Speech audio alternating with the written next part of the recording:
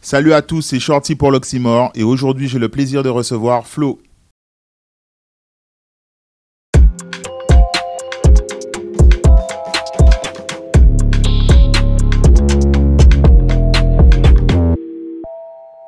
Flo, comment tu vas? Je vais bien, tranquillement. Tu rappes depuis longtemps, tu vas nous raconter ça. Mhm. Tu es passé par la France hexagonale, les États-Unis, mais une fois n'est pas coutume, avant qu'on parle un peu de ça, de ton actualité, j'aurais aimé qu'on revienne au tout début.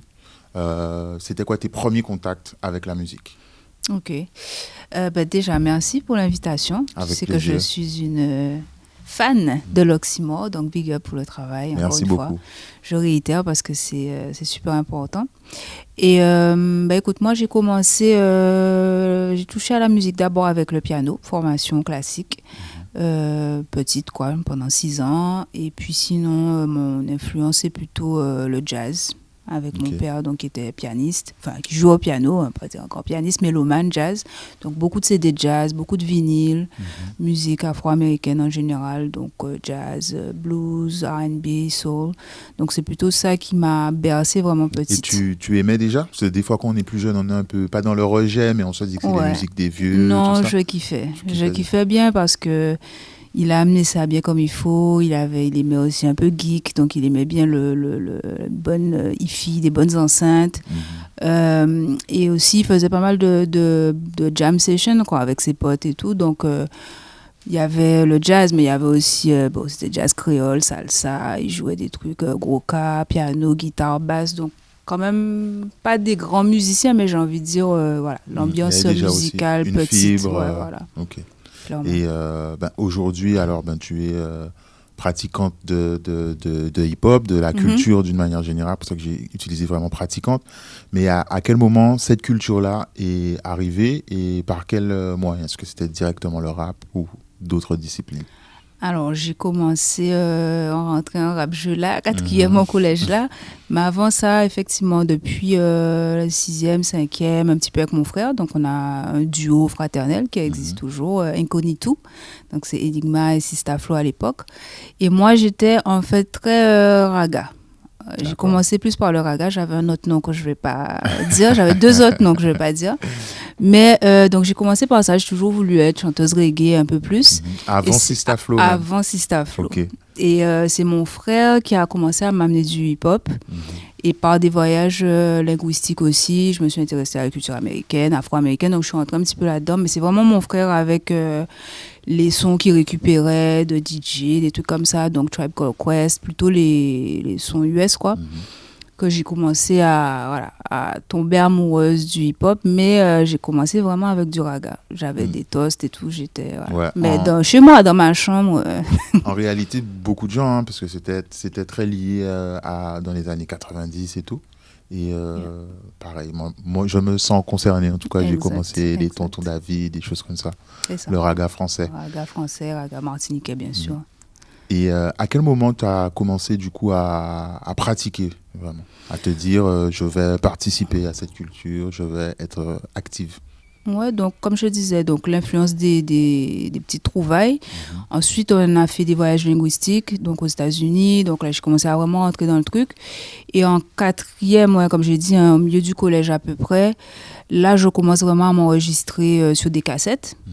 à écrire, à faire des trucs freestyle et tout comme ça, toujours avec mon frère.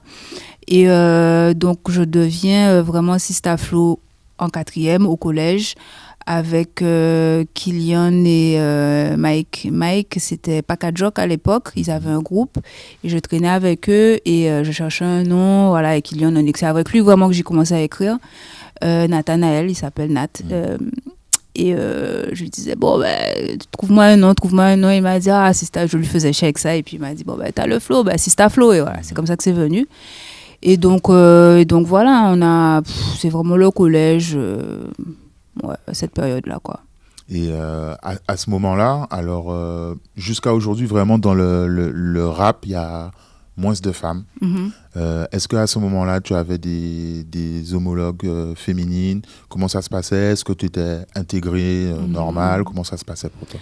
Donc à ce moment-là, j'intègre aussi un collectif hip-hop, Dark Side Island, qui était le DSI. Il y avait Ridla dedans, Stan, Négatif. Il y avait plein de gens, des breakers, des des graffeurs, TX. Enfin, il y avait pas mal de gens dedans. Donc dans ce collectif-là, je fais vraiment mes armes plus en public, parce que avant ça, je suis quand même assez cachée. Et à cette période-là, il y a une seule rappeuse que j'identifie, c'est Killa, KHYLA, qui rappe et qui est à Radio Tambour, tout ça, qui est vraiment une rappeuse, voilà. Et à part elle, il n'y a personne d'autre. Hein. En tout cas, pas identifié. Ouais, pas identifié. Par la suite, pas très longtemps après, il y a peut-être Sista Shai qui est un petit peu là, mais c'est tout. Ok. Ouais, donc... Et alors, tu as une spécificité, c'est que tu rappes en créole, mais aussi en anglais. Est-ce que dès le début, c'était l'anglais qui t'intéressait, ou alors au début, tu as commencé plutôt créole, ou même français éventuellement? Ouais, comme tout le monde à l'époque, hein, on rappait en français avant tout, donc j'ai commencé à rapper d'abord en français. Et quand on a amené le créole dans notre sauce, on va dire, j'ai commencé à rajouter du créole, comme tout le monde en fait à cette époque-là. Et puis quand je suis partie aux États-Unis, je rappelle toujours en créole, en français. J'ai pris beaucoup de temps à rajouter l'anglais finalement, puisque le créole a beaucoup plu aux Américains, quoi. Donc, ça te donnait une spécificité. Ça me donne une spécificité, puisqu'il faut savoir, il n'y avait pas encore les réseaux, tout ça. Donc le rap, le hip-hop à l'international n'était pas diffusé. Donc pour les Américains, le hip-hop, c'est à eux, c'est la Mecca, c'est New York, c'est voilà. Donc tu viens avec ton... je pourrais raconter comment la première fois que j'ai rappé en créole devant un public américain. Ils sont restés machin, mais ils ont trouvé l'attitude hip-hop, le flow hip-hop, donc ça les mettait, ça les valorisait aussi. Ils se sont dit, waouh, en fait, notre truc, il est plus grand que nous, quoi. Donc voilà, j'ai rajouté l'anglais au fur et à mesure. Ça m'a pris du temps parce que je suis quand même une lyriciste. Bon, voilà, j'affectionne des rappeurs, rimeurs d'élite, tu vois. Donc, je pouvais pas rapper en anglais et avoir un rap un peu bateau, puisque bon, il y a le parler anglais, mais rapper avant un flow propre à toi, l'accentuation, tout ça. Donc ça a pris un petit peu de temps à développer. Ouais. Et tu es déjà arrivé aux États-Unis, mais selon ton one-shot, tu es passé par la France. Voilà, donc après le lycée, donc j'étais à Bainbridge, donc après je suis partie à Bordeaux, 2 ans.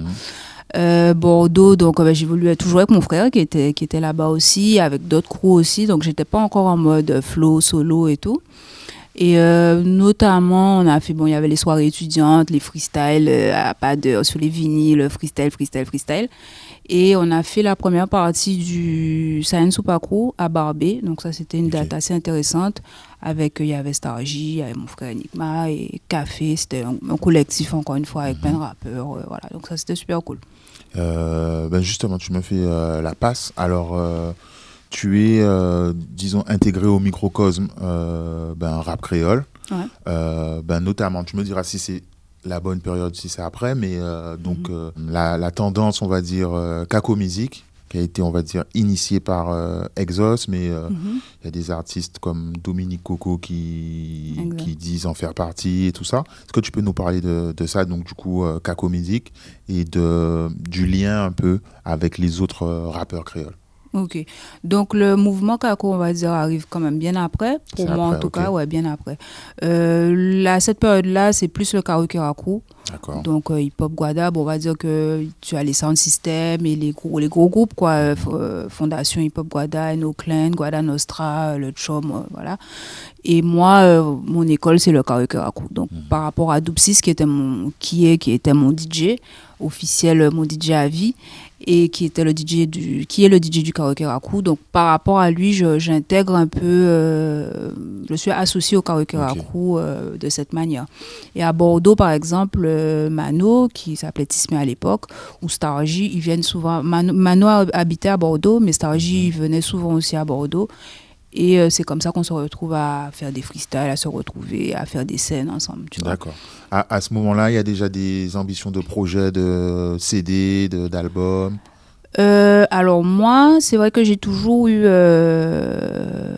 envie de sortir des trucs. Comme je l'ai dit, j'enregistrais déjà sur des cassettes au collège. Donc, j'ai toujours eu l'idée de il faut que je m'enregistre, il faut que je sorte un truc. Il n'y a pas de projet concret. On pose sur il y a des mixtapes cassettes qui sortent et tout. Mais non, pas de projet vraiment. Non, on ne peut pas dire ça. D'accord. Il y a le BF Man aussi qui sort. Je pense que le clip du Karakuraku, c'est à ce moment-là que je me rapproche d'eux. Mais Exos, c'est quand même un peu plus tard. Un peu plus tard. Ouais. Même qui définit, entre guillemets, ce mouvement-là par Kako. Oui, oui, ça c'est plus tard. Ouais. Donc du coup, on a le temps de partir aux États-Unis. Tu pars pour les études. Ouais. Yep. Donc je pars pour continuer mes études. À la base, je voulais toujours aller aux États-Unis, mais bon, les parents m'ont dit pas tout de suite. Et donc, je pars d'abord à Orlando. Encore une fois, c'était pas en Floride que je voulais aller, mais bon, c'est ce qui était possible. Et puis, il y avait des accords aussi entre la Floride et la France. Donc, qui permettaient aux étudiants de payer le même prix que les étudiants locaux, quoi, enfin, sur place. Donc, ça faisait une grosse différence, puisque sinon, c'est quand même assez dur de financer les études là-bas. Et donc, je pars d'abord à Orlando, où je fais 2 ans, puis à Miami. Voilà quoi, donc à Orlando je suis à l'université, je fais mes études, d'abord d'apprendre l'anglais, tout ça. Tu étais déjà bonne en anglais? J'aimais l'anglais, bon j'étais pas super bonne, mais j'ai eu un super prof au collège qui m'a vraiment inculqué l'amour de la langue, et puis j'ai voyagé, donc ça m'a permis mais je kiffais la langue, ça c'est clair. Et par rapport au basket aussi, parce que j'étais basketteuse, donc la culture hip-hop, la culture basket, ça se rapproche beaucoup, les films, enfin voilà, tout ça, ça m'attirait quoi. Et d'un point de vue connexion hip-hop, comment, parce que tu nous as parlé vite fait de la première fois que tu as chanté, mais comment tu rencontres des gens, tu te présentes, salut, je viens de Guadeloupe, parce qu'ils connaissaient déjà la Guadeloupe, pour dire en plus que tu chantais en créole, comment ça se passait? Ouais, alors les États-Unis en 2001, donc j'arrive un mois avant les attentats du 11 septembre. Donc, après cette période, c'était un peu différent pour les étrangers, enfin, tout, voilà. Donc, c'est pas une super ambiance. Mais, donc, je me rapproche très rapidement des Caribéens, des associations d'étudiants caribéens, tout ça. Donc, je suis, comment on appelle ça encore? Les dortoirs, les trucs comme ça sur l'université. Donc, tu rencontres des gens, bon, comme ça. Et puis, au niveau du hip-hop même, il y avait souvent des open mic, des choses comme ça sur le campus. Donc, c'est comme ça que je vais au premier... c'était quand même une grosse salle. Et premier open mic où il y avait vraiment... c'était pas forcément des gens du campus. C'était des gens de l'extérieur qui organisaient ça. Et les élèves... Enfin, les étudiants venaient. Et je rappe pour la première fois. Je sais même plus comment. J'ai fait que me mettre sur la scène. Il y avait peut-être un bon 200 personnes, je pense. Et je commence à rapper en anglais. Et là, tout le monde s'est arrêté. On dit, mais c'est quoi ce truc, tu vois? Et donc, je fais mon truc. Ça se passe bien. Les gens big up. Et à la fin, j'ai donc des pionniers de la scène d'Orlando. X144, X144, bon je le dis jamais en français, mais voilà, qui me prennent un peu sous leur aile. D'accord. Et c'est comme ça que j'enregistre mon premier album, mon premier street album, on va dire. J'ai commencé avec des morceaux originaux, etc. Et il n'y avait pas d'autres Caribéens ou même Français à ce moment-là? Non, à Orlando, franchement, j'ai pas... Alors, j'avais un pote qui était éthiopien, guyanais, avec des liens avec la Guadeloupe. Donc, c'était mon gars, Jason, big up. Pas mon gars, c'était un pote à moi, c'était mon gars sûr. Pas faire de bêtises. Mais voilà, donc sinon, non, il n'y avait pas de communauté antillaise. Donc, c'était vraiment les Caribéens, les Trinidadiens, Barbade, Jamaïque, etc. Mais même là, c'était quand même assez séparé aussi. Les Trinidadiens sont entre eux. Voilà. Donc, c'était pas évident. J'avoue que les 2 premières années, il fallait s'adapter. Et tu nous disais du coup que là, tu as commencé à travailler du coup de la musique, à sortir. On est en quelle année à ce moment-là? Donc là, on est en 2002, 2003, ouais. Ouais, je réfléchis. Non, on n'est pas encore à MySpace, on n'est pas encore là. Non, on n'est pas encore à MySpace. D'accord. C'est avant, ouais. Et comment ça se passe? Comment tu prépares la musique? Donc, là, les gens commencent à savoir que c'est ce que je fais, que ce soit les copains sur le campus et tout comme ça. Donc, je continue. Hein, c'est pareil, soirées étudiantes, les freestyles, les open mic. Mais le crew que je rejoins, c'est des gens qui sont vraiment dedans depuis un moment, qui ont du matos, qui ont des lieux où ils font des soirées, font des concerts, etc. Ce gars-là avec qui j'ai bossé, c'est un Égyptien d'origine. Il a été l'ingénieur de Lauryn Hill par la suite, par exemple. Okay. Donc, il est compositeur aussi. Et l'autre groupe de gens avec lesquels je travaille, Soleil Request of Sound, c'est aussi un autre groupe qui a aussi fait pas mal de choses déjà, quoi. Donc, ils sont dans l'industrie, ils sont des professionnels, tu vois. Donc, moi, j'arrive et j'apprends pas mal de choses parce que je suis encore... j'avais déjà fait des choses à Bordeaux en studio, mais ça restait quand même très amateur, quoi, tu vois. Donc, avec lui, comme je dis, il me prend sous son aile et il veut que je rappe en créole. Ils sont vraiment sur le créole. Et donc, ça donne Aphrodisiaque, mon premier projet en 2001, qui est à peu près 8 titres. Que tu as sorti du coup en physique sur le campus, tu as envoyé un peu à ceux que tu pouvais. Exactement. Et comment ça a été quoi l'accueil à ce moment-là? Ça a été super bien reçu. J'ai fait quelques scènes avec eux. Comme je le dis, c'était toujours... Il y avait des featuring avec certains d'entre eux. Donc forcément, quand eux, ils avaient des shows, voilà, on passait sur les scènes. Et ça a été bien reçu jusqu'à présent. Et je l'ai sorti là-bas, mais je rentrais chaque fois en Guadeloupe aussi. Donc c'est un projet qui est sorti en Guadeloupe aussi, dans le sens où j'ai eu le temps de le défendre. De le défendre aussi. Bon, on n'est pas à la même période où on défend, tu sais, je suis pas encore clairement en mode promo à fond. Mais oui, il y a des gens d'ici, enfin, les gens qui connaissent, qui connaissent les titres, quoi. Ok. Comment ça évolue par la suite? Là, on arrive un peu à MySpace. Moi, c'est la période à peu près où j'identifie. De mémoire, j'ai l'impression que, je crois que c'était Kiddy Wiz qui avait dû créer des MySpace pour tout le monde et tout ça. Et c'est là où moi, je complète un peu ma culture. Et je pense que c'est là où j'entends parler de toi, où je t'identifie. Est-ce que tu peux nous raconter du coup cette évolution-là? Oui, donc alors c'est vrai qu'il faut se remettre dans les époques. Donc après Orlando, au niveau d'Orlando, pour moi c'est la rencontre avec Guadayute. Guadayute qui est un .com, qui est un site internet qui à cette époque-là, il n'y avait pas encore de médias, qui est un peu un média, voilà, comme l'oxymore dans l'esprit, avec des playlists, avec des articles pour parler des albums, etc. Et télécharger, voilà. Donc c'est toute la période aussi Napster, enfin tous ces trucs-là. Et donc, pour moi, l'aventure, c'est particulier parce que c'est à ce moment-là que j'ai mon manager, qui est toujours mon manager aujourd'hui, Eridan, que je big up au passage, et qu'on réfléchit vraiment à mon nom, Sistaf, que je commence vraiment en tant qu'artiste solo à réfléchir à des stratégies, des choses comme ça, tu vois, à planifier un peu plus. Okay. Donc, c'est ça. Et donc, je pars sur Miami à ce moment-là aussi. Donc, je déménage, je continue mes études là-bas. C'est ce que j'allais te demander. Ouais, je termine mes études à Miami, en fait. Et donc, on passe de MySpace. Alors là, en 2003 à 2004. Ensuite, à 2004-2005, tu as aussi la sortie de deux compiles. Le Pass the Rum Redeem d'Exos et Stargy et les KSS Caribbean Session du KSS. Et ce sont quand même deux compiles albums qui ont fait du bruit. Et donc moi j'ai un titre sur chacun, donc ça aussi cette période-là a été assez intéressante. Et donc oui, les MySpace, je pense que c'est à ce moment-là qu'on les crée avec l'entête flash et tout ça. Et ouais, il y avait des bons following, il y avait un bon suivi sur MySpace. Et en fait, alors en 2004-2005, sur le Pass the Rum Redeem, donc on a quand même pas mal de gens, Admiralty, qu'est-ce qu'il y avait dessus encore, Tironi, enfin il y avait toute, on va dire, la com de l'époque. Et sur le KSS, tu avais Tania Stephens, bon, bien sûr Admiral, Kassav, je crois, enfin bon, il y avait du monde.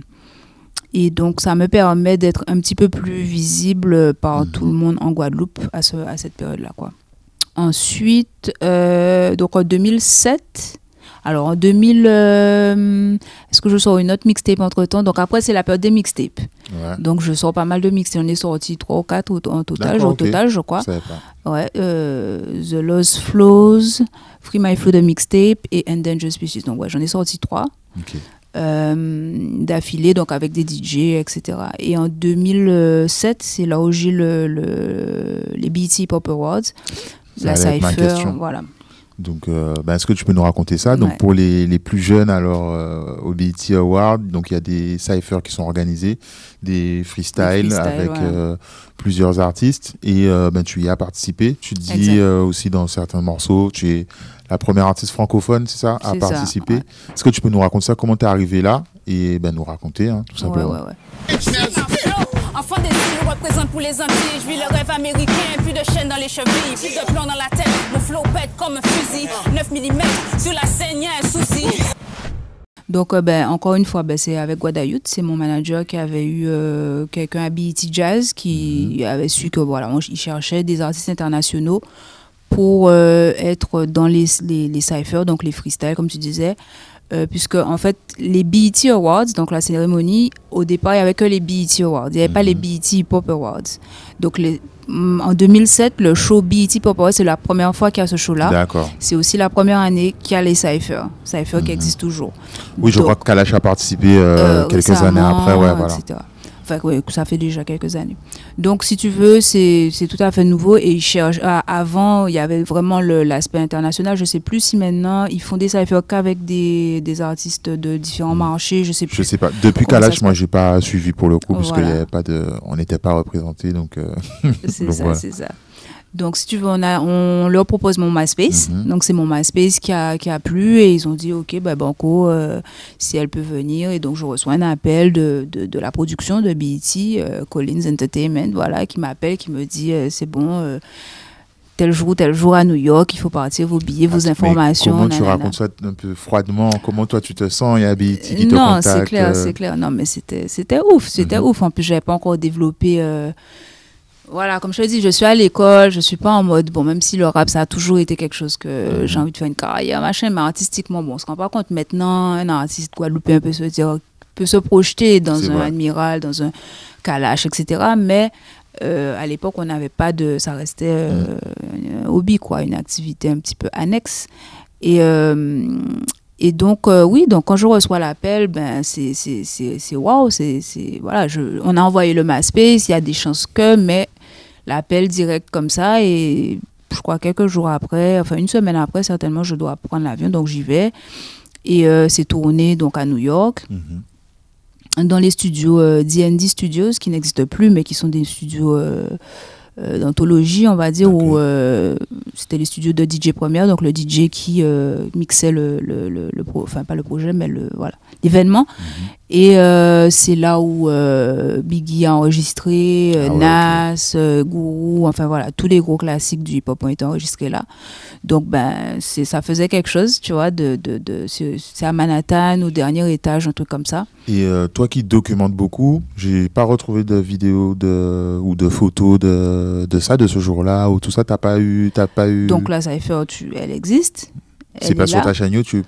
C'est en playlist parce que j'ai pas le fichier d'origine, mais c'est sur mes réseaux, sur Instagram et sur. Mais t'as pris des photos, j'espère, un peu partout. J'ai pris quelques photos que j'ai publiées. Je sais pas, tout ça. Non, pas de. Alors parce qu'il faut savoir que je suis allée, j'étais pas super bien représentée. Enfin, j'étais toute seule, quoi, tu vois. Okay, je suis allée, bon, j'avais mes cas, j'avais des potes avec moi, mais comme je dis, c'est pas les téléphones, c'était pas encore. Oui, c'est pas la même période où on peut faire des trucs quali. Et puis tu te rends pas compte, voilà, c'est pas la même période, c'est dommage. Tu es vraiment dans le moment.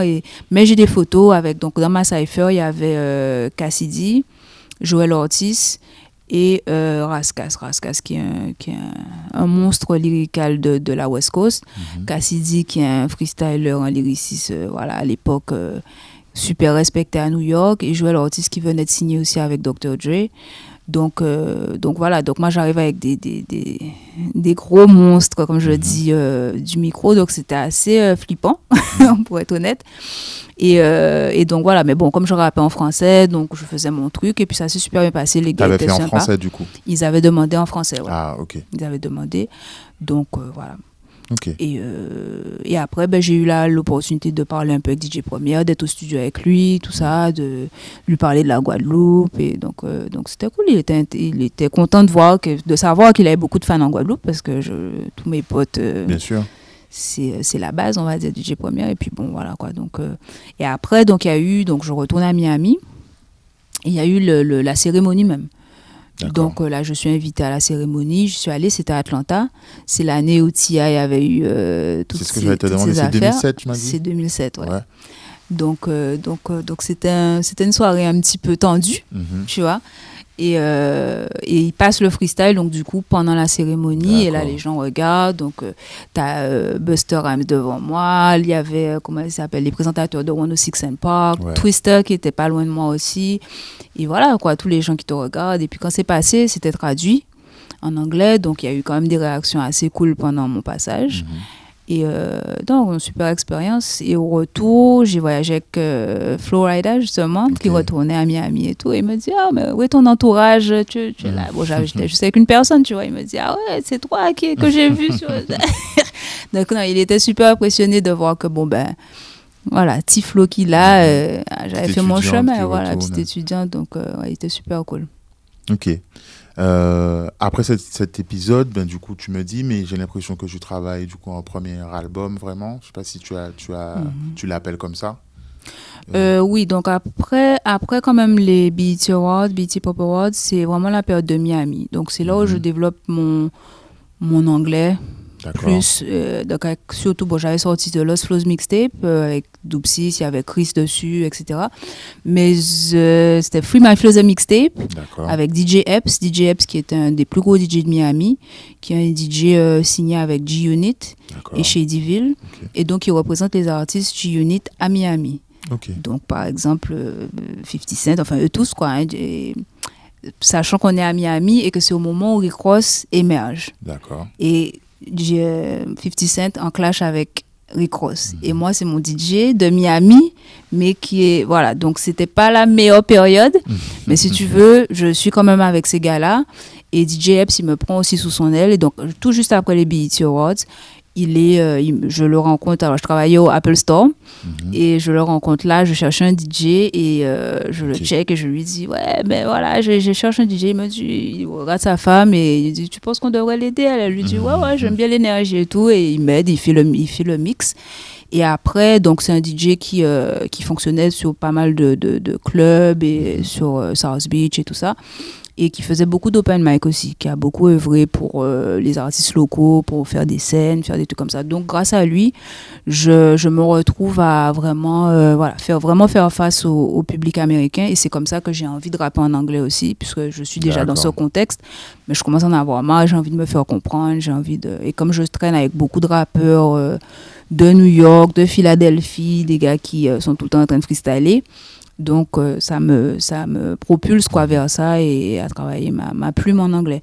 Donc il y a toute cette phase là de mixtape et ensuite l'évolution aussi dans ta création, voilà, de ma création et donc aussi en parallèle il y a aussi tout le mouvement hip hop créole haïtien.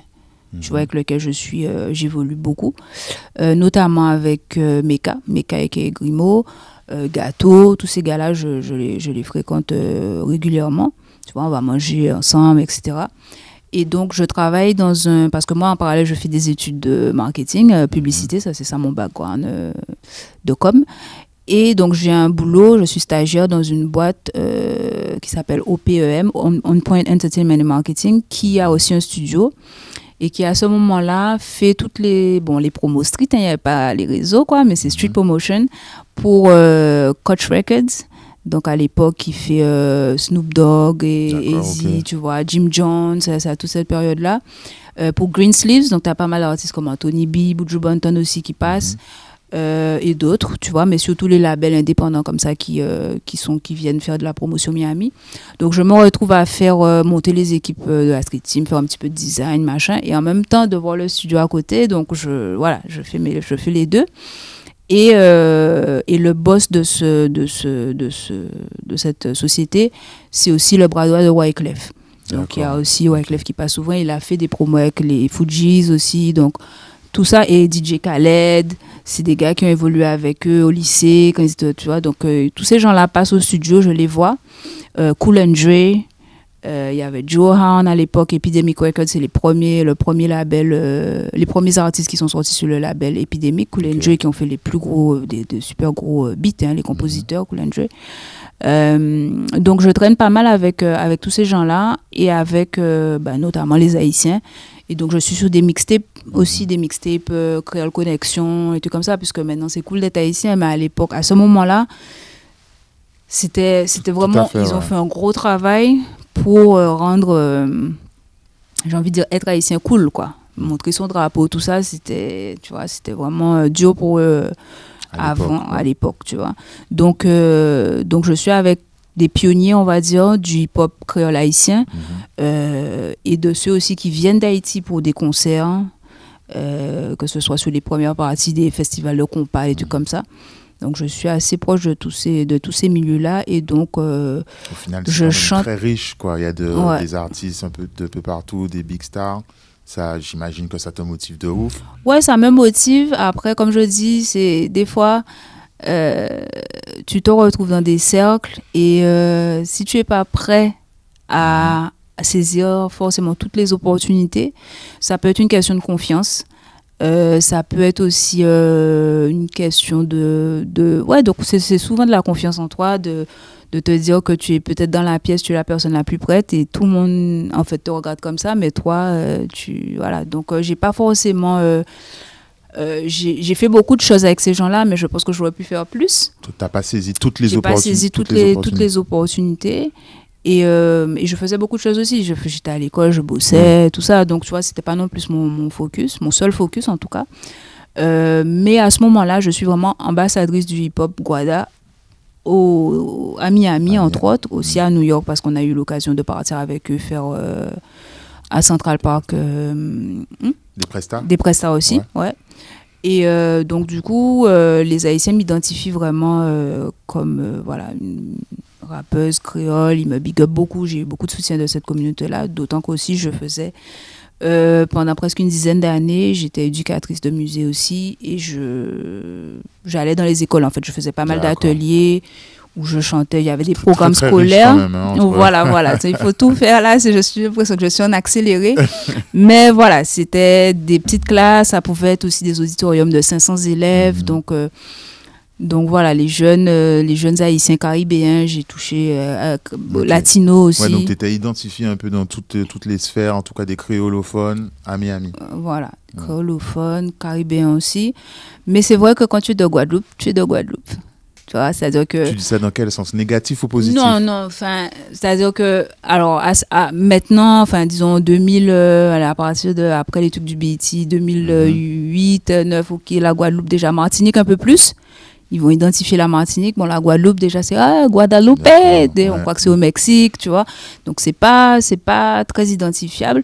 Et ensuite, c'est-à-dire que, par exemple, au niveau du créole, tu vas rapper en créole, mais bon, c'est pas du créole haïtien. Donc, c'est pas le même, au bout d'un moment, tu te rends compte que tu appartiens à tout le monde et à personne, tu vois. Donc ça avait ses moments. Tu vois, ça a ces moments, parce que les Caribéens, ouais, mais ok, mais les Haïtiens, ouais, on t'aime bien, mais voilà, tu vois. Donc c'était parfois un peu beaucoup de solitude aussi, mais j'ai eu vraiment des gens, je pense vraiment à Meka, c'était vraiment un gars qui m'a beaucoup aidé sur la scène, quoi, de Miami. Okay. Donc voilà. Et du coup, à quel moment tu reviens en Guadeloupe? Est-ce que tu as travaillé du coup, ton album, c'est quelle année? Alors, mon album, c'est 2018, donc c'est déjà plus récent. Ouais. Donc, toutes les mixtapes dont je te parle, je revenais chaque fois en Guadeloupe pendant les grandes vacances, les défendre, les sortir. J'ai fait un showcase au Wanted Bar pour The Lost Flows. Le Wanted Bar qui a brûlé très peu de temps après. pour toutes les mixtapes, en fait, je revenais, je faisais un showcase. D'accord. Et moi, j'ai toujours eu l'esprit, seul, indépendant, à Miami, même j'ai vendu mes CD dans la rue. Voilà, j'organisais mes propres shows, vendais des t-shirts, des trucs comme ça.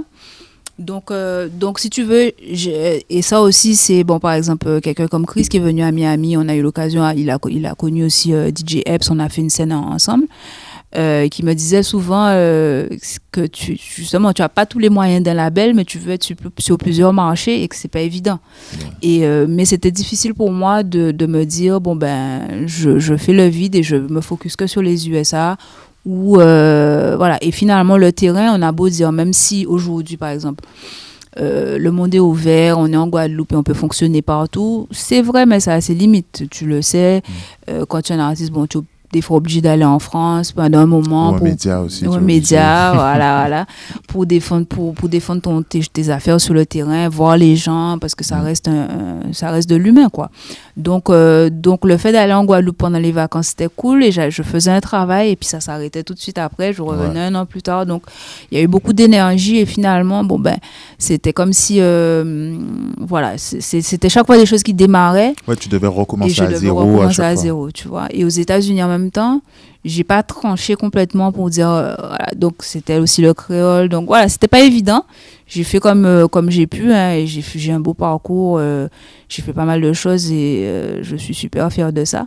Mais c'est vrai que j'encourage, enfin aujourd'hui je suis beaucoup plus consciente de ce qu'est le terrain, des limites que je pouvais avoir, ouais. Ok.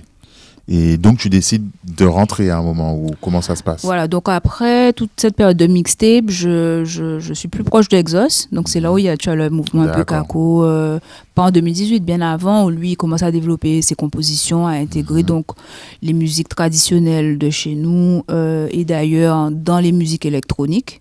Ouais. Ok, donc, tu as rajouté tout ça, le coca, du tambour et autres, au hip-hop, au rap, dancehall, voilà, les machines. Et donc, c'est Dali qui à un moment, je cherchais un compositeur et tout ça, et il me dit, mais Flo, pourquoi tu fais pas tout un album avec Exos et tout ça, et ça a du sens et tout. Et en fait aussi, le fait de faire un album avec un seul compositeur, comme justement les DJ premières avec Nas et tout ça, comment il s'appelle, Just Blaze avec Jay-Z, et choses comme ça, ça crée des albums particuliers, ça crée vraiment des univers, et je me suis dit, bon ben, c'est le moment de faire un projet qui me ressemble vraiment, pas essayer de ni plaire aux US, aux Antilles, de faire quelque chose qui me ressemble avec toutes mes influences. Et donc c'est comme ça qu'on commence à travailler sur les compositions de mon album qui est sorti en 2018, A Long Time Coming. Et donc dessus, ben, c'est comme ça qu'il y a pas mal de couleurs. Bien sûr, la base est hip-hop, mais il y a du rock, il y a du reggae, il y a du zouk, il y a du grouka, et voilà quoi. Tu parles de couleurs musicales, mais il y a aussi, tu as toujours, en tout cas, fait un effort sur le visuel aussi. Tu as un peu répondu puisque tu as fait des études un peu dans la com et tout ça. Mais est-ce que c'était... maintenant, je sais que oui, mais est-ce que tu peux nous parler du fait que tu travailles ça, que ça t'intéresse l'image, clip, les pochettes, le fait d'avoir un bandana, madras. J'ai oublié ça. Tu vois, est-ce que tu peux nous en parler? Ouais, j'ai failli amener le madras au one shot. Ça aurait été cool. Mais avec le recul, je me rends compte que toutes mes activités étaient motivées par la musique en fait. Parce que le design, c'est pas quelque chose, j'ai pas fait d'une école de design vraiment, j'ai fait de la pub et en majeur et ma mineure c'était entrepreneuriat. Mais si tu veux, toutes mes activités, que ce soit le travail pédagogique que je fais avec les jeunes, maintenant ce que je fais en com, etc., c'était toujours pour servir ma musique en fait. Donc j'ai commencé à faire du design parce que je devais faire les pochettes de mes mixtapes, mes flyers, etc.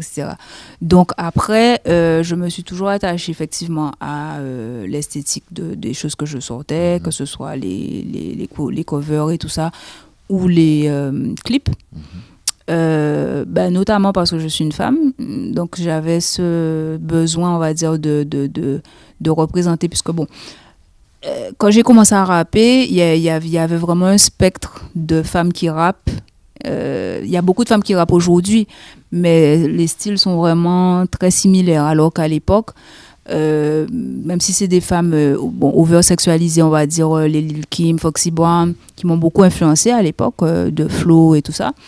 Mais il y avait aussi Lauryn Hill, Missy Elliott, Da Brat, Queen Latifah, MC Lyte, bon, un petit peu avant ces deux-là, mais Yves. Donc, tu avais vraiment un panel de femmes et tu pouvais te retrouver un jour où tu es en mode sexuel, c'est cool, sensuel, tout ce que tu veux, mais tu es aussi la femme boss, machin, tu es aussi la femme plus sensible, vulnérable, chef d'entreprise, etc. Donc, il y avait toutes ces facettes et esthétiquement aussi, elles avaient vraiment tout un style complètement original. C'était pas juste les big butts et tout ça, tu vois, c'était vraiment des looks différents. Donc moi, je suis de cette école-là, quoi. Donc dans mes visuels, c'est ce que j'aimais. Tu y réfléchis, tu travailles ça. J'y réfléchis dans ce sens-là aussi, tu vois. Et donc que ce soit au niveau du stylisme vestimentaire, j'essaie d'amener quelque chose puisque la mode, voilà, et puis tout se fait par rapport à quelque chose. C'est pour ça que j'ai big up aussi l'Oxymore, parce que non seulement, oui, les interviews avec les artistes du moment, etc., mais aussi de revenir sur les artistes de ma génération. C'est bien aussi que les nouvelles générations, c'est pas pour dire que c'était mieux avant, quoi, mais c'est pour qu'il y ait des repères, parce que sinon... Ça avant, sinon c'est grâce pas... à ça qu'on est là. Voilà. Et ce qui est intéressant, par exemple, je vais dire une référence à la mode, enfin, hype. Si tu vois Rihanna et A$AP Rocky, qui sont... Voilà. Ils se retrouvent parce que c'est des gens qui aiment la mode et tout ça. Mais A$AP Rocky doit son prénom Rakim qui est un rappeur pionnier voilà, du hip-hop. Mais quand on voit Rakim, et pourquoi il aime la fashion? Parce qu'il vient de Harlem. Okay, pourquoi qui vient avant lui? C'est Dipset, tous les gars comme Cameron, tout ça. Ensuite, avant lui, Mace. Avant Mace, pourquoi Harlem particulièrement? Parce que c'est Dapper Dan, le styliste qui a créé tout ça. Donc, on passe de A$AP, on se dit, bon, il est juste fashion, il aime ça, mais en fait, donc ça a un sens, tu vois. Et donc, je pense que pour nous, notre culture au niveau antillais, c'est intéressant de mettre ça et que les jeunes aussi s'y intéressent, se posent des questions, parce que bon, moi, quand j'ai commencé, par exemple, Queen Latifah ou MC Lyte, elles m'ont pas influencé de ouf, tu vois, parce que c'est pas ma génération, j'ai pas grandi avec elles, mais j'ai fait l'effort de savoir quand même le minimum, de rechercher, et ça te donne, en fait, en tant qu'artiste, un peu plus une plus grande dimension sur ton travail, sur ce que tu veux laisser, quoi, tu vois. Tout à fait. Ouais. Et sur ton album, du coup, est-ce que tu peux nous parler de la création, l'accueil de l'album? Je crois que c'est dessus tu as un feat avec Dominique Coco. Vous vous retrouvez justement en Caco Musique.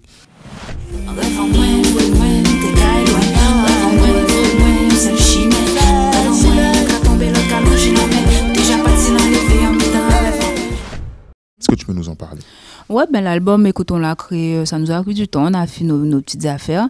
Et dessus, on retrouve donc Dominique Coco, on retrouve Jean-Michel Rotin, on retrouve Jay Break et Sugar Moss, et pas mal d'autres artistes. Donc, bon, si tu veux, Dominique Coco, c'est... En fait, Exos envoyait ses beats un peu à tout le monde, quoi, du cercle, et on a tous les deux posé de notre côté. D'accord. Et en fait, je lui dis, je sais, bon, je retiens ce beat-là. Il m'a dit, mais il a posé aussi. Et puis, donc, on a écouté. Finalement, on a trouvé que ça collait.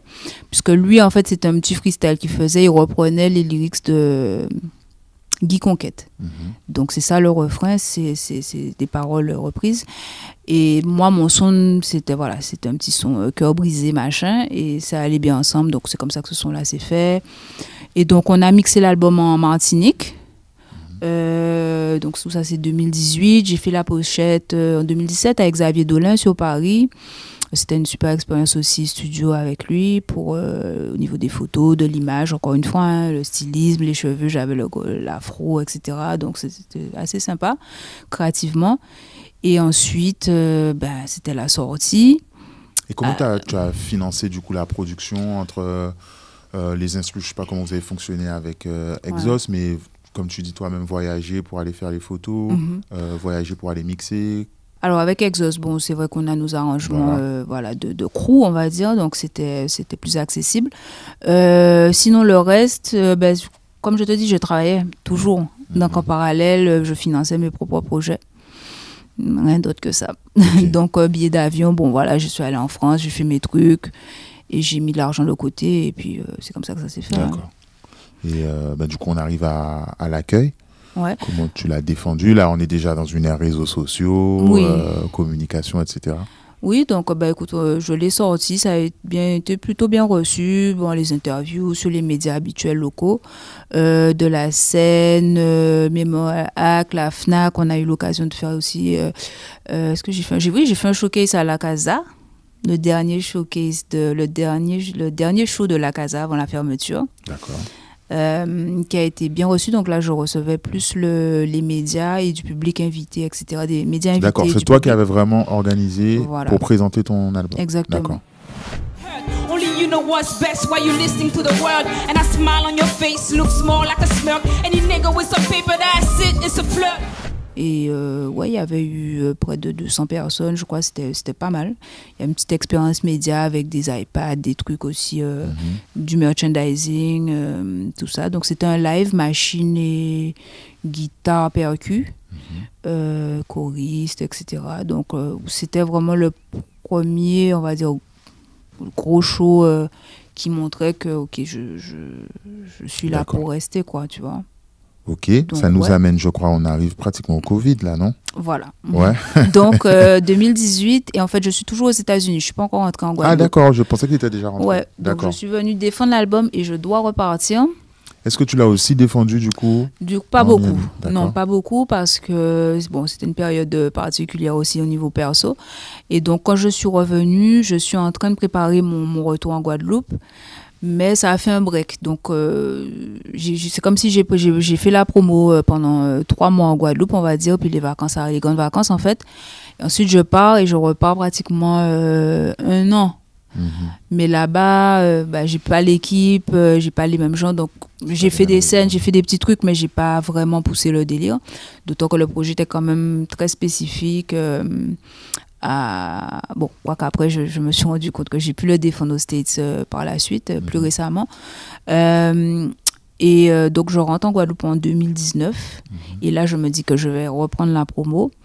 Et en 2020, finalement, il y a le Covid. Voilà, donc là, je voulais développer mon produit live. Donc, quand je reviens, je commence à travailler le live, à commencer à connaître des musiciens, tout ça, puisque finalement, je viens, mais si tu veux, je connais pas forcément tous les gens du milieu, quoi. Je suis toujours tu viens un peu à chaque fois en grandes vacances, en mode truc, et c'est pas pareil durant l'année scolaire, on va dire. Exactement, les gens dans leur vie professionnelle, etc.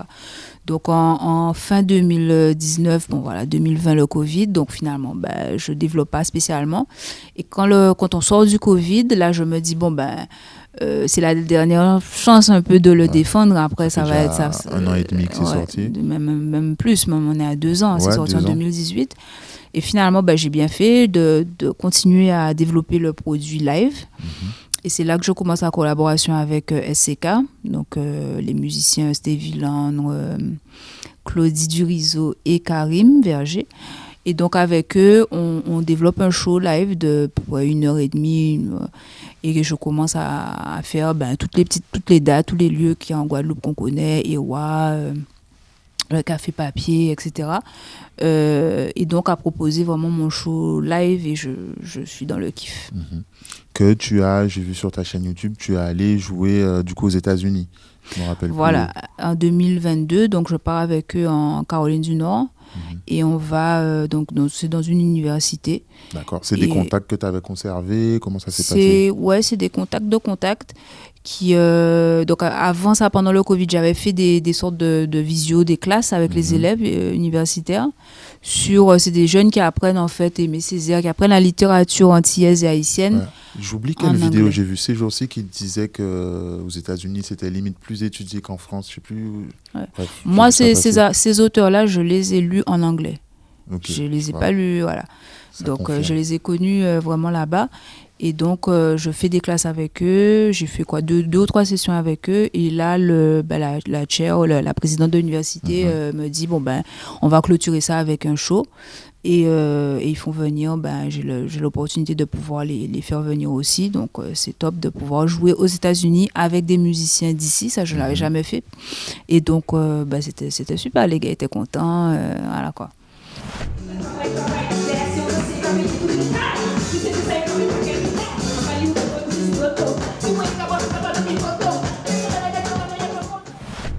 Et donc on a fait ça, on espère retourner, peut-être il y a un projet d'une tournée sur la côte Est, tournée universitaire, tournée, bon, quelques dates quoi, hein, mais faire un peu plus.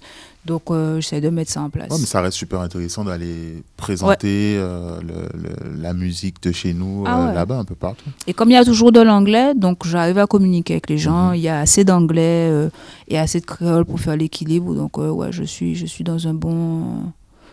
Une bonne phase. Alors, tu vas me dire si je me trompe, mais on arrive du coup dans la période actuelle où du coup, tu es en préparation d'album. Comment tu es en ce moment? Qu'est-ce que tu prépares? Donc, il y a un an, j'ai sorti un single avec Tania Saint-Val.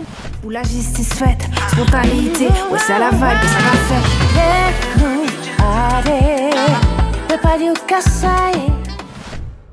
Donc c'est toujours l'actualité, on va dire, c'est une promo à rallonge puisque tu reviens de Paris où tu es allé chanter avec elle lors de à sa Cigale, je crois. La Cigale, donc elle est en tournée Tania Forever, c'est une tournée de 3 dates, Paris, Guadeloupe, Martinique, je crois que la Guyane aussi. Et donc elle m'a invité à participer donc au show à la Cigale. Ça s'est bien passé? C'était super, c'était vraiment bien, salle mythique, c'était mon premier show à Paris en fait. Ah ouais, effectivement. Tu vois, donc c'est pas mal pour un premier. Et donc voilà, ce qui est super cool, c'est surtout le balcon. Donc cet effet-là, ça c'est agréable. Et puis des bons musiciens et choristes. Voilà, musicalement, c'était super intéressant aussi. Et puis, reconnaissante, bien sûr, c'est un monument. Voilà, c'est une grosse artiste. Hein, on parle de plus de 15 albums. Donc je découvre et redécouvre aussi tout son répertoire. J'apprends beaucoup. Et le chant aussi, elle me donne beaucoup de tuyaux puisque moi, je chantonne un peu plus, on va s'attendre à un petit peu plus de chant de ma part sur les prochains projets, donc elle me donne pas mal de tuyaux, j'ai aussi pris des cours de chant et donc voilà, super expérience aussi avec les médias, la visibilité que ça me procure et les retombées sont là. Humainement elle est très gentille aussi, il faut dire. Humainement très gentille, voilà, c'est la Big Sis, donc un gros big up à elle, franchement. Elle a une belle parole et elle la tient, c'est cool ça. D'accord. Et du coup, qu'est-ce que tu nous prépares? Est-ce qu'il y a un projet qui arrive, mixtape, EP? Maintenant, du coup, c'est beaucoup plus, j'ai pas envie de dire plus simple, mais c'est accessible de mettre des EP. Il y a des stratégies qu'on peut mettre en place. Où tu te situes par rapport à tout ça? Je vais en parler seulement si l'agence 88 me suit. Non, je rigole. Mais non, il y a plein de choses, j'ai envie de dire les trois, quand tu as parlé mixtape, EP, album, les trois, parce que je reprends un petit peu le chemin des mixtapes. Je trouve que c'est super cool, mais pas en format mixtape, en format remix avec une autre formule. Donc ça va commencer à sortir ce mois-ci, cette semaine-ci, je pense même. Donc pour essayer juste de redynamiser un petit peu puis créer du contenu puisqu'il faut toujours être faut pas toujours mais c'est ça quoi, c'est l'activité. Donc il y aura un petit peu de ça pour aussi j'appelle ça les pompes, les abdos, tu vois, c'est maintenir le training de lyrics, de l'écriture, du flow. Travailler aussi, j'aime beaucoup aussi les mixtapes parce que moi les remix je prends vraiment le flow de l'artiste d'origine et je le mets à ma sauce, souvent créole, et c'est un bel exercice quoi, ça c'est sympa. Sinon je travaille sur un nouveau projet bien sûr, original, donc avec Yohan Danier, Yo-Yo on the Track, qui sera le compositeur majeur. Donc ça je suis super contente aussi parce que voilà, au niveau de l'évolution artistique, je suis à un point où je sais vraiment ce que j'ai envie de raconter. Musicalement, j'ai envie d'aller un petit peu plus loin aussi, comme j'ai dit, au niveau du chant et aussi au niveau des compositions aussi, des arrangements, musicalement, parce que voilà, toutes les leçons de l'album précédent, en fait, ont été retenues, digérées. Donc voilà. Donc c'est pour bientôt. J'ai pas envie de donner de date, mais... pas de pression. Voilà, ouais, tranquillement. Du coup, on peut voir un peu dans ton évolution artistique, c'est un peu moins hip-hop radical, on va dire, et plus de, comme tu as dit, un petit peu de chant et tout. Est-ce que tu continues dans cette direction-là? Est-ce que justement tu vas te faire peut-être un peu plaisir sur les remixes et tout ça que tu veux faire? Comment tu gères ce que tu as gagné en culture musicale que tu es prête à rajouter aujourd'hui, quoi? On va dire c'est vraiment la continuité, c'est toujours Mhm. pareil, mais juste une oreille plus avertie, tu vois. Donc le live aussi, ça te permet de développer d'autres choses. Mhm. Tu es moins dans le hip-hop forcément traditionnel, DJ, même si j'adore ça aussi. Donc la fondation reste hip-hop. Voilà, ça kick, c'est du rap. Mais il y a des choses que j'ai envie d'exprimer avec l'âge, écoute. Et la sensibilité, des choses que le chant amène plus que que le rap, forcément. Même si le rap, rapper, ça peut être très mélodieux. Bien sûr. Et d'autant que maintenant, le rap est très chanté. Et tu vois, je suis une personne, je peux écouter, rester une semaine, j'écoute que du jazz, quoi. Je n'écoute pas forcément du rap tous les jours. Donc, j'ai vraiment l'oreille... l'Afrique du Sud, l'afrobeat, la mapiano, enfin tout quoi. Donc pourquoi se limiter en fait? C'est un plus, c'est un moins. J'avais vu Alexis justement, on avait par rapport à mon ancien projet, Alexis de Omax, et qui me disait waouh, c'est super riche, ton album il est beau, enfin l'ancien je parle, mais c'est tellement éclectique, comment le marketer en fait, tu vois, et c'est ce qui est pas évident. Et donc c'est arrivé à trouver ce juste milieu pour plaire au plus grand nombre, pas la recherche du mainstream, mais la popularité, c'est ce qu'on cherche, hein, c'est faire des chiffres avancés, mais en même temps, voilà, garder ton authenticité et tout ça. Donc c'est ce mélange-là qu'il faut trouver, et je crois que ouais, j'y suis presque, en tout cas sur ce projet. Ouais. Ben Flo, on a fait un petit peu le tour. Ouais, il y a beaucoup de choses à nous dire. Est-ce qu'il y a peut-être quelque chose dont on n'a pas parlé que tu aurais aimé rajouter? Déjà que je remercie tous les gens qui me suivent depuis assez longtemps. J'encourage les sistas. Je vois qu'il y a beaucoup de rappeuses, notamment par l'Oxymore. J'en découvre beaucoup sur les one-shots. Et je vois que ça grouille, quoi. Il y a de la matière. Chelsea, Barbie Gucci, j'écoute pas mal les derniers qui sortent. Et il y a du flow, il y a des lyrics. Donc... j'encourage les femmes à continuer à exercer, quoi, mais aussi aux jeunes à ne pas hésiter, quoi, à faire des liens, quoi, à nous check et qu'on se check, quoi, parce que c'est ce qui est le mouvement. Je souhaite que franchement le mouvement hip-hop soit un petit peu plus vivant en Guadeloupe quand même. Et quand je dis hip-hop, vraiment rap même. Sans parler forcément du hip-hop à l'ancienne, hein, c'est vraiment qu'on se soutienne. J'ai vu NDX, Neaka, quand ils ont fait des choses, c'était bien d'échanger, de pouvoir, bon, c'est plus des tout jeunes, hein, Ouais, mais je veux dire que voilà, qu'on se soutienne sur nos shows respectifs pour que les organisateurs voient qu'il y a de quoi. Et je pense que les derniers shows rap culture, tout ça aussi ont montré qu'il y a un public qui n'attend que ça. Donc à nous aussi, public, de montrer que c'est ce qu'on... Que c'est vivant. Voilà, que c'est vivant, exactement. Donc c'est ce que je dirais. Et puis restez connectés @freemyflow, FREEMYFLO pour tous les réseaux, YouTube et compagnie. Ok. Flo, Yes. merci. C'est moi. À bientôt. Yes, Free my flow.